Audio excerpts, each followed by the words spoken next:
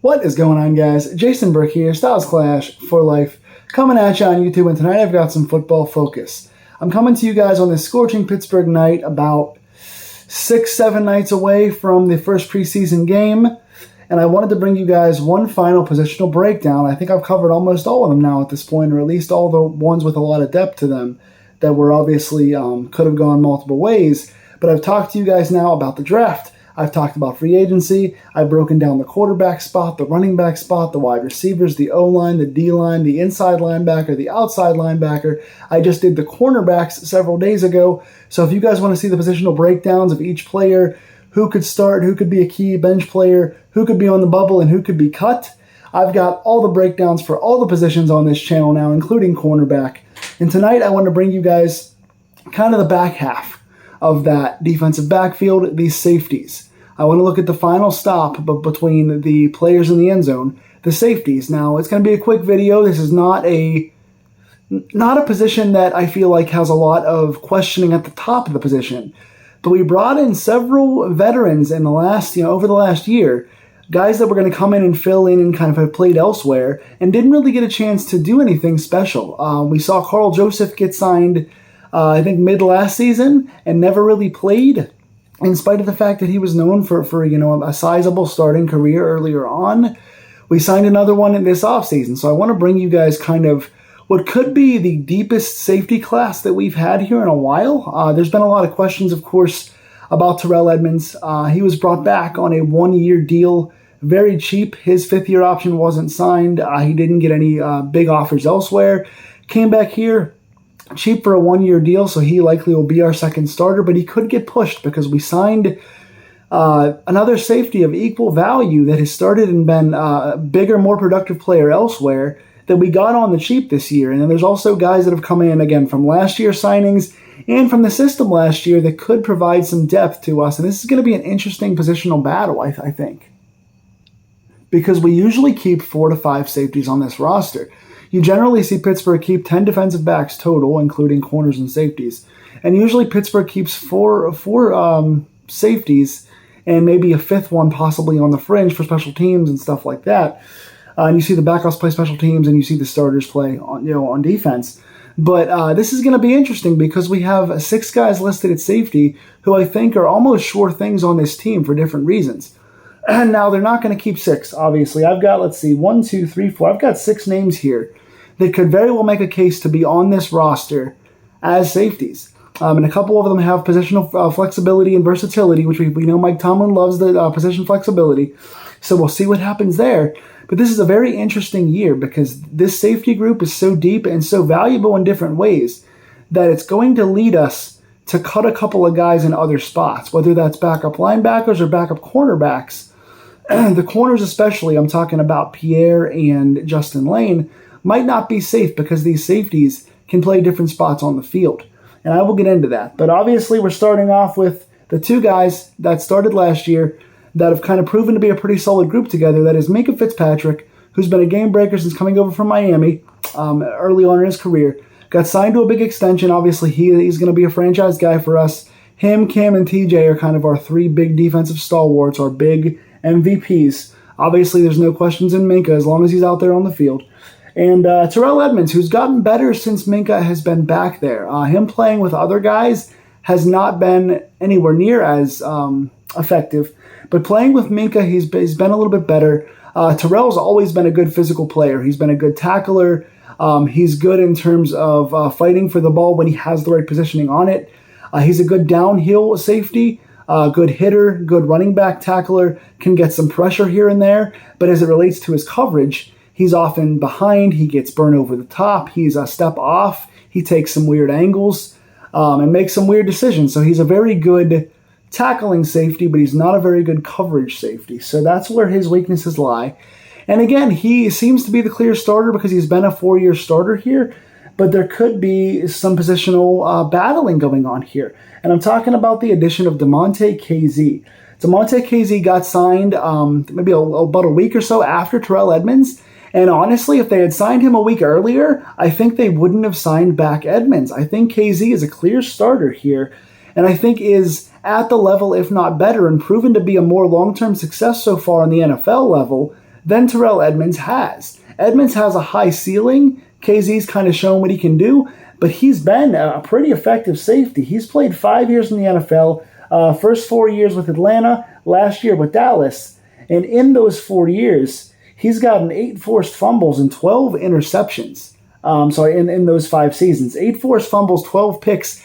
I think 1 year he led the NFL with 7 interceptions. So he's clearly a guy that can make plays. He's around the ball. He's forcing the ball out. He's intercepting the ball. He's jumping routes. He's got veteran presence. He's a good leader on the field from what we've seen. I think there's some injury questions, which is why he bounced around to Dallas last year and now to Pittsburgh. But I think if he can stay on the field, I think he's a better overall fit for the team and just in general in the NFL experience-wise than Terrell Edmunds. I mean, he's played 1 year longer and has proven to be at the top of the league at one time as a safety. Underrated player who I think we got for a great value. And like I said, if we had signed him 1 week earlier, there wouldn't necessarily be a need for Terrell Edmunds, especially with the rest of the depth on this team. That's an interesting point. Now I'm getting to another unsung hero, another guy who I've heard along with KZ has been very good in camp, and that's Karl Joseph. We signed Karl Joseph mid to late last year. He didn't really play, and I was kind of perplexed by this. Our 2 safeties were mostly healthy, but I wanted to see Karl Joseph get in there as kind of a flex linebacker, maybe get in on some diamond quarter packages, play as an extra safety when we need pass coverage, because Karl Joseph has proven to be pretty good, pretty physical. He's played 6 seasons, the first 4 with Oakland, then 1 with Cleveland, and then the 1 last year here in Pittsburgh. Didn't seem to do a whole lot, obviously, in Pittsburgh, but was effective in Oakland, now the LA Raiders, and played pretty well in Cleveland. He's gotten 3 sacks, 5 fumble recoveries, and 5 interceptions in those 6 seasons, so he can make some plays. Not as consistent as KZ, but I think really another underrated solid player, a good veteran guy who's now coming into his 7th year. Played really solid for those 4 years in Oakland. I like this guy a lot. And I don't really understand kind of why he didn't play last year in more sub-package passing downs.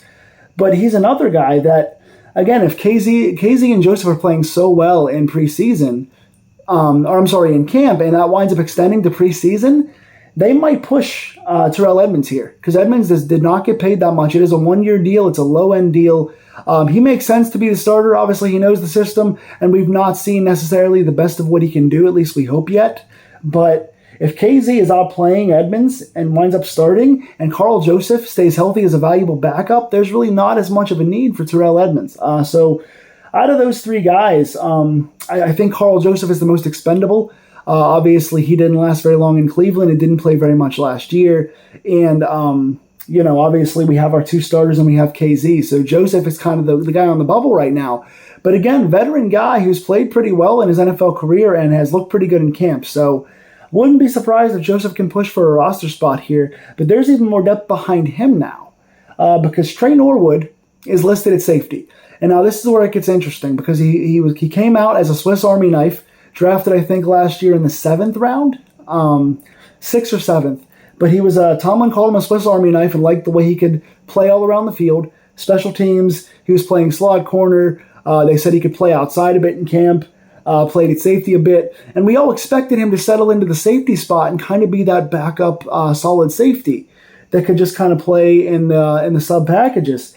But wound up playing a lot of slot corner last year and played pretty well. Really impressed early on in the season. Caught up to him a little bit later in the season. I wasn't really a big fan of his physical stature, his physical tools that I saw. Him being really undersized and kind of in preseason looked a little bit like he was nervous to hit. And I figured, okay, he's undersized. He's small, he's fast, but he's not overly fast, and he's not going to be that physical. And then he came out in the regular season and made some really good statements early on in games. Played very well early on. Fell off a little bit toward the end of the season, but not a big drop-off. For a guy that was in his rookie season as a late round pick, playing kind of out of position, he filled in very nicely at that sub corner spot, that kind of 3rd corner spot. But now that we have Cam Sutton back inside along with Arthur Maulet re-signed, is there a need for Trey Norwood at the slot corner? Right now he's listed at safety, but is there a need for him at safety? Again, I talked about Edmunds, Fitzpatrick, KZ, Joseph. Is there a spot for Trey Norwood? Norwood played well enough last year and is a Tomlin guy, so it makes sense that he would play again this year. But where's he going to fit in? Is he going to push Mollett and push him out of the backup slot corner spot? Is he going to push a guy like Carl Joseph out of that sub-safety spot? I don't know. It's really interesting to see where he fits in. He's a player that belongs, I think, on the field for us, but I just don't quite know where and how he's going to track upward because, again, impressive overall rookie season, showed some holes, but also played pretty well, and I wonder if that can progress into year 2. And then there's another guy. There's a 6th safety here, Miles Killebrew. Came over from Detroit, was a veteran in Detroit for a while, played pretty well as a solid starter there.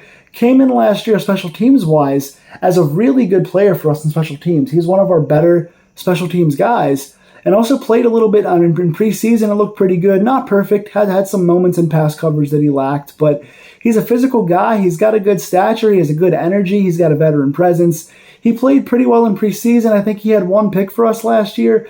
Came in with some injuries late in the season. I like what he did for us. If we're looking at him as the 6th safety, that's a pretty damn good 6th safety. I feel good about that. Safety is a spot that I've not felt very good about in the last several years behind the 2 starters, and even then it was a little shaky. Now bringing in 2 veterans, Joseph getting a full season with us, Casey coming over at one time 3 years ago being the NFL's pick leader, and now you've got Norwood transferring over to what could be his natural spot, and Miles Killebrew is your 6th best guy. I think this is the best safety class from 1 to 6 that we've had in a long time. And again, I could somehow see a scenario where 5 of these guys make the roster, and even then, which one do you cut? Does Miles Killebrew get cut? He's valuable on special teams, and he played well in preseason. Do you cut Carl Joseph? He's an underrated guy that has not gotten to show what he can do in a Steeler uniform yet, and he's got pretty good buzz around him right now. So where do you make this cut? You got to cut at least one. You can't keep 6 safeties because then you're going to only have like 4 corners.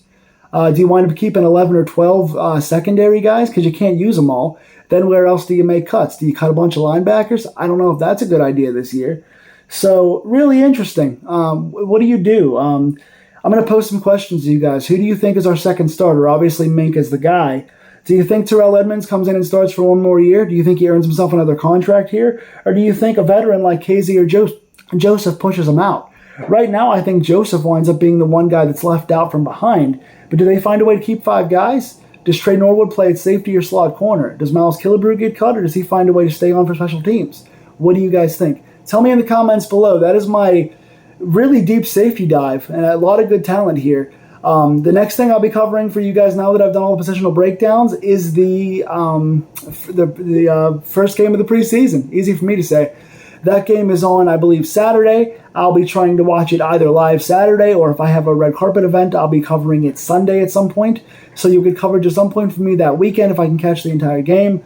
And then we'll talk about kind of who makes a splash in preseason and who's doing it on the field. I'm not covering the depth chart just yet that got released because we haven't seen any games yet, so we don't know who's on the depth chart. The depth chart doesn't matter anything yet. We're going to find out more about that once we get into the 3rd and 4th preseason games. So I'll cover that game for you guys this weekend. Tell me in the comments below your answers to my safety questions of what you think. Who do you think is going to show up on Saturday and impress you? Tell me that as well. Like, share, and subscribe, and I will talk to you guys for the first Steelers game coming up real soon. Take care.